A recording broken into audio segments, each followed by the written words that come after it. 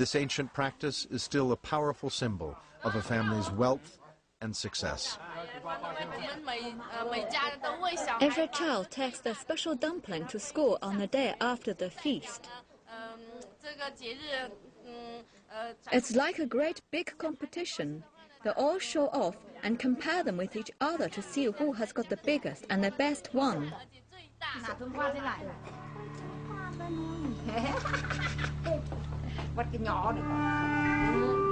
Grandpa Liao is head of the family.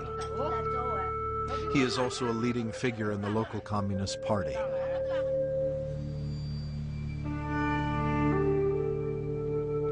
He is responsible for relaying details of the party's policies to the remote reaches of the Dragon's Back.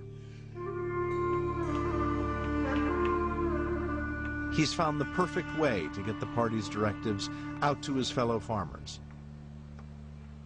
He turns them into simple slogans and poems. Growing crops will increase our food. So every family needs a plan that's good. You can relax at harvest's end. A store of crops means cash to spend.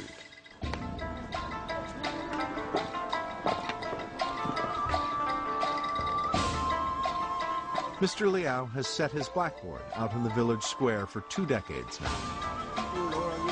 A direct connection with the Communist Party headquarters in Beijing, 1,000 miles away.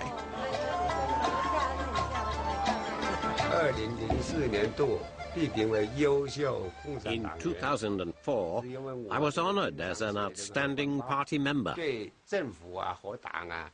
I put the certificate up on the wall, so the younger members of the family can see what their granddads achieved.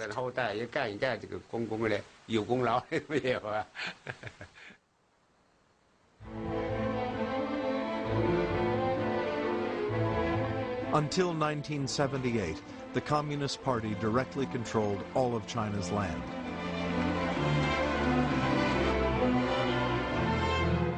But then they announced an extraordinary change in policy. The party decided to hand the land over to the peasants to run themselves. The average peasant income rocketed by more than 1,500%. And the lives of the Liao family changed beyond all recognition. Ever since the land was privatized, life has been getting better and better. We now eat much better. We now eat better, and we have better clothes. Now we've even bought a fridge and a TV. Sun Feng came to Shanghai from the countryside almost a year ago. Here he hoped to find wealth and success.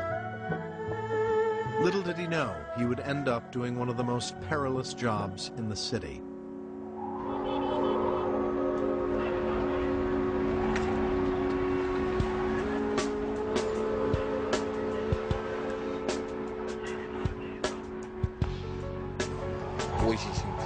It's a really dangerous job.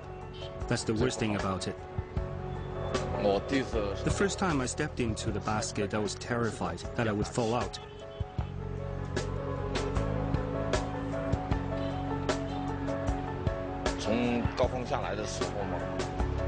When you're lowered on a rope and you hit something, it's really frightening.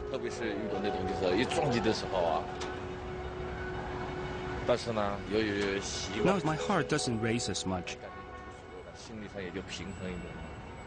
Now it's just like standing on the ground.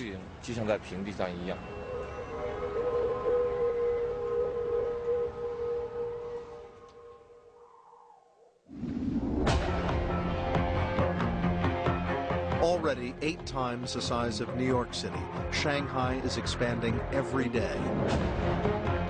Investors are pouring more than $10 billion a year into this city, raising a skyline the equal of any in the world.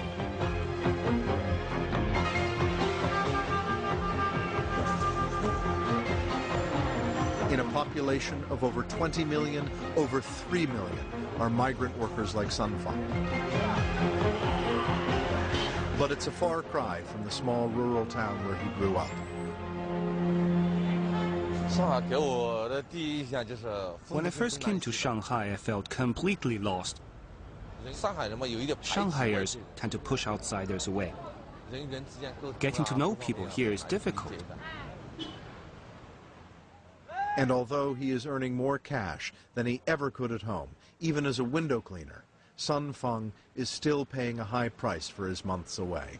The hardest thing is not seeing my daughter, who is just so adorable. She only needs to smile to make me forget all the worries in my life.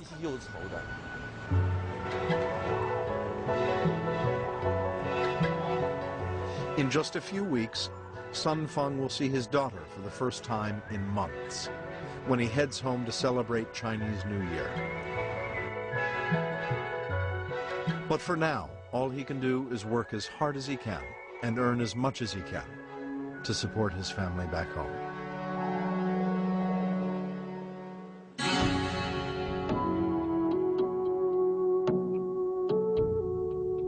The Chinese call their nation the Middle Kingdom because they believe it sits at the very center of the world. China covers over 3.5 million square miles of land. To the east lie great cities and ports. To the south, the impassable peaks of the Himalayas. To the west, great stretches of barren deserts.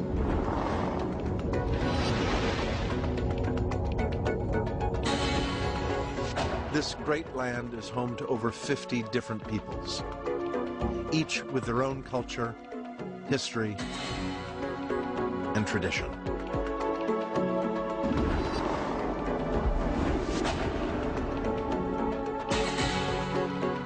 Stretching across northern China lies Inner Mongolia. Thousands of miles of open grasslands and rugged mountain ranges. Although they have become citizens of Greater China, the people of Inner Mongolia still hold on to their unique culture. Once a year, they gather for the festival of Nadam, to celebrate the ancient traditions that set them apart from the rest of China.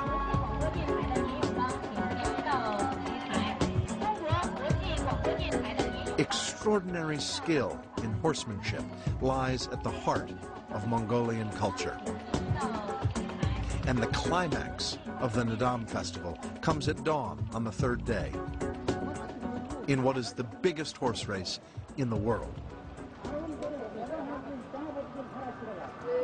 By tradition, all the riders are children, selected for their light build. Over 200 will be competing, racing across some of the most remote terrain on Earth.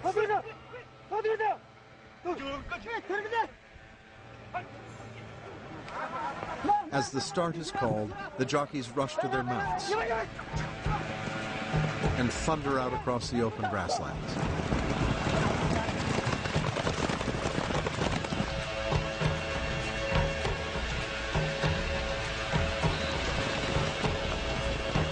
The riders still follow ancient Mongolian custom to the letter. They have neither saddles nor stirrups, making the horses far harder to control.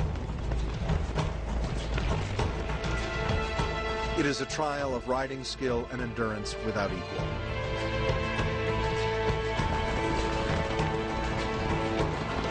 A testament to the survival of unique traditions and cultures all across China.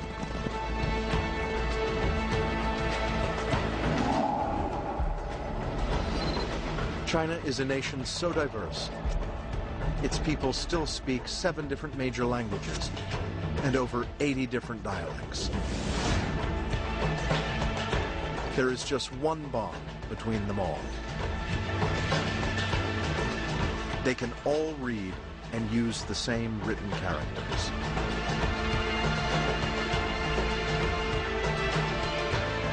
Over 40,000 unique symbols that can capture every essence of life in this immense nation.